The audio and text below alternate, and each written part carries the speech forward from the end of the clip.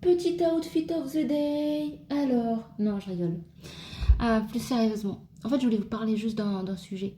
Des personnes, en fait, qui réussissent, donc qui viennent d'un milieu pauvre et qui arrivent à avoir beaucoup d'argent. Je parle des milliers, des millions même. Et en fait, on va dire de ces gens qui aiment trop prouver. Oui, en fait.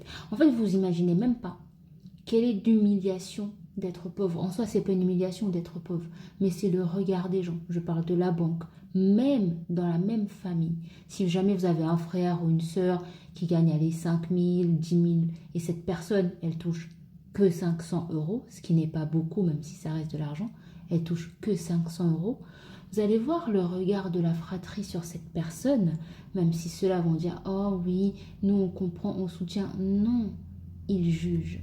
Ils jugent la personne qui ne touche que 500 euros. Alors quand cette personne réussit sa vie, on va dire ouais, tu fais que de montrer tes stories sur Instagram, tu fais que de vouloir prouver. Oui, oui, elle fait que de vouloir prouver. Et vous avez raison de le faire. Parce que quand on vous a humilié, quand on vous a jugé, quand la banque vous a pris de haut, en fait, c'était avec toute une aisance, comme si c'était normal. Alors maintenant que vous avez les moyens, vantez-vous. Vantez-vous, humiliez-les aussi. En leur disant qu'en fait 5 000 euros c'est rien, en fait 10 000 euros c'est rien. Humiliez-les aussi.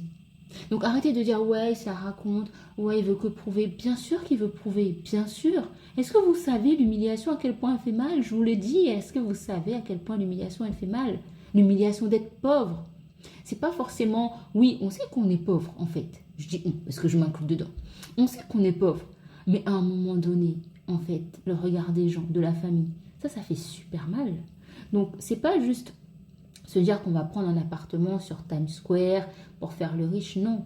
C'est vraiment regarder ce monde en face à face. Ce monde qui un jour nous a regardé d'en haut, qui un jour nous on a regardé d'en bas en fait. C'est juste se dire ok, ce monde-là maintenant je peux le regarder en face à face. On est au même niveau, sans qu'il y ait personne à me juger. Donc laissez les gens ça raconter parce que vous ne savez pas le parcours qu'il y a derrière, encore une fois.